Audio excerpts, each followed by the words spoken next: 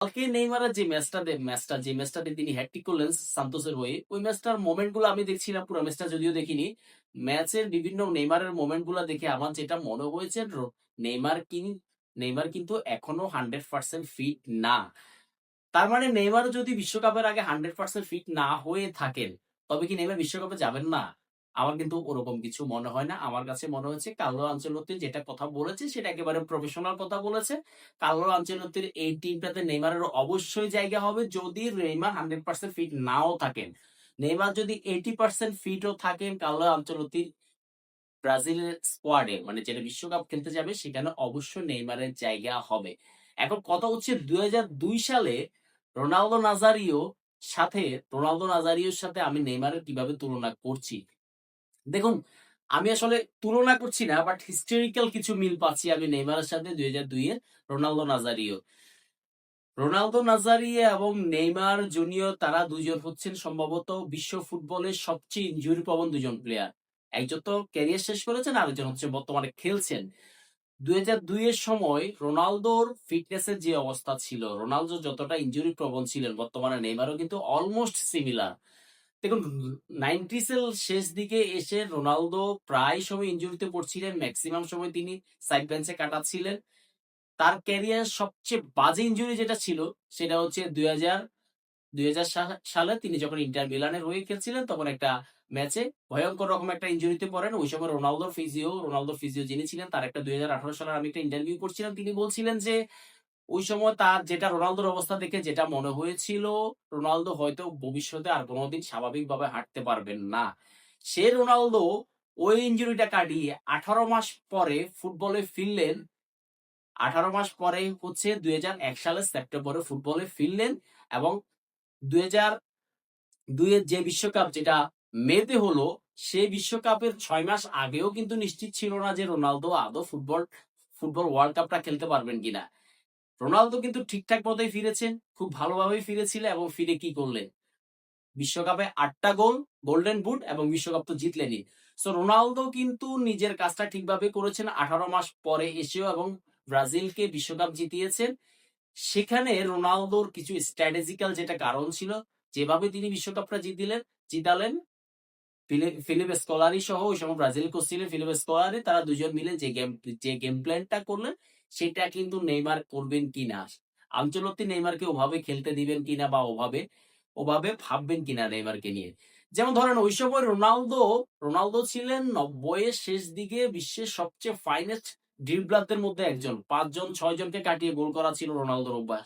সে Ronaldo যখন এত বড় একটা ইনজুরিতে পড়লেন, ১৮ মাস ফুটবলের বাইরে ছিলেন, তিনি যখন ফুটবলে কামব্যাক করলেন আবার, তখন তার বয়স মানে ২০০২ সালে যখন রোনালদো বিশ্বকাপ খেলতে যাচ্ছেন, তখন রোনালদোর বয়স হচ্ছে 25। ২৫ বছর বয়সী রোনালদো কিন্তু রিয়ালিটিটা বুঝে গিয়েছিলেন। এখন আগের মতো ওভাবে ড্রিবল করে ফুটবলটা খেলা সম্ভব না। রোনালদো তার রিয়ালিটি এনালাইসিস করে রোনালদো তার ফুটবল খেলাটা পুরোপুরি চেঞ্জ করে ফেললেন। তিনি বক্স বেসড মানে পেনাল্টি বক্স বেসড ফুটবলটা খেলা শুরু করলেন এবং কাল ওই সময় স্কলারি ব্রাজিলের কোচ ছিলেন, তিনি হয়তো রোনালদোকে ওই ফ্রিডমটা দিয়েছিলেন। রোনালদোকে নিয়ে ওই সময় অনেক বেশি সমালোচনাও ছিল। রোনালদো খুব বেশি অফসাইড থাকতেন। রোনালদো শুধুমাত্র যে কাজটা করতেন সেটা হচ্ছে কমপ্লিট ফিনিশিং এবং of the ball positioning. Of the ball positioning এর কারণে রোনালদো হয়তো বিশ্বকাপের যে ফাইনাল ম্যাচটা, যেটা আমার মনে পড়ে, প্রথম গোলটা রোনালদো পেয়েছিলেন এই শুধুমাত্র proper of the ball positioning এর কারণে।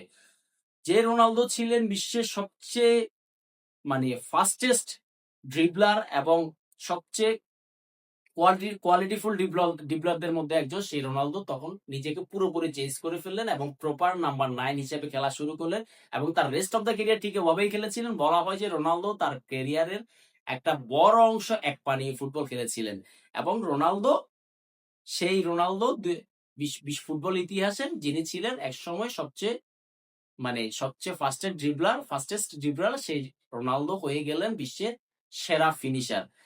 ঠিক একইভাবে আপনি যদি নেইমারের কথা চিন্তা করেন, নেইমারের ক্যারিয়ারটাও কিন্তু অলমোস্ট রোনালদোর মতো ইনজুরি প্রবণ। কখনো তো মাঠে খেলছেন, কখনো মাঠের বাইরে।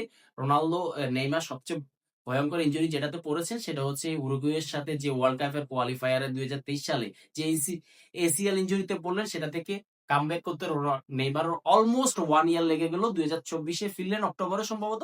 এরপর আবার হ্যামস্ট্রিংয়ের ইনজুরিতে পড়লেন, আবার মাঠের বাইরে চলে গেলেন, আবার কামব্যাক করলেন এবং ভেরি রিসেন্টলি এখন যেটা মনে হচ্ছে রোনালদোর ইনজুরি নিয়ে কিন্তু আবারও গুঞ্জন রয়েছে।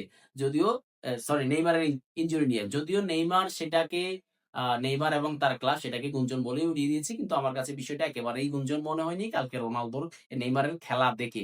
এখন নেইমার যদি 80% ফিট থাকেন, নেইমার যদি 80% ফিট হয়েও বিশ্বকাপে খেলতে যান, আমি বলছি 80% ফিট নেইমারকেও বাদ দেওয়ার মানে বাদ দেওয়ার সুযোগ কার্লো আনচেলত্তির নেই। নেইমার অবশ্যই বিশ্বকাপে যাচ্ছেন যদি তিনি 100% না 80% ফিটও যদি থাকেন। এর কম ফিটনেস থাকলে তো আসলে তখন আর বলার কিছু থাকে না। যদি নেইমার ওয়ার্ল্ড কাপে যান, তাহলে নেইমার কি তার রোনালদোর মতো করে তার খেলাটা ওভাবে চেঞ্জ করবেন কিনা? দেখুন নেইমারকে আমরা যতটুকু দেখি নেইমার কিন্তু বলটা অনেকক্ষণ বেশি পায়ে রাখতে পছন্দ করেন। ফাস্টেস্ট রিলিজ নাই নেইমারের এবং ন্যাশনাল টিমের হয়ে যখন ব্রাজিলের হয়ে নেইমার খেলেন তখন নেইমারকে অনেক বেশি ডেসপারেট মনে হয়। মনে হয় যে তিনি একাই অনেক কিছু করার সোলো মুভ গুলা দেন, অনেক কিছু একাই করার চেষ্টা করেন।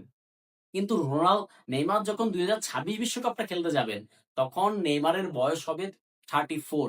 34 বছর বয়সী নেইমার এতগুলো ইনজুরি থেকে ফিরে এসে যদি অ্যাটাকিং মিডের পজিশনটা নেন, আমি দেখি না মানে আনচেলত্তির এই টিমটাতে আনচেলত্তি এখনো পর্যন্ত স্কোয়াডটা ঠিকঠাকভাবে খুঁজে পাননি। এখনো সাফল করছেন, এখনো খুঁজছেন। এখনো তাকে আমার স্যাটিসফাইড মনে হয়নি। তবে আমি একটা নিশ্চিত করে বলতে পারি আনচেলত্তির এই স্কোয়াডের ব্রাজিলে যাবেন যে স্কোয়াডটা নিয়ে সেখানে নেইমারের দুই উইং এর কোন উইং এ কিন্তু নেইমারের জায়গা হবে না। এক উইং এ যদি ভিনিসিয়াস থাকে না, আরেক উইং এ বা রাফিনা যেই আসুক না কেন, তবে উইং এ নেইমারের জায়গা হচ্ছে না, এটা আমি মোটামুটি নিশ্চিতভাবে বলতে পারি।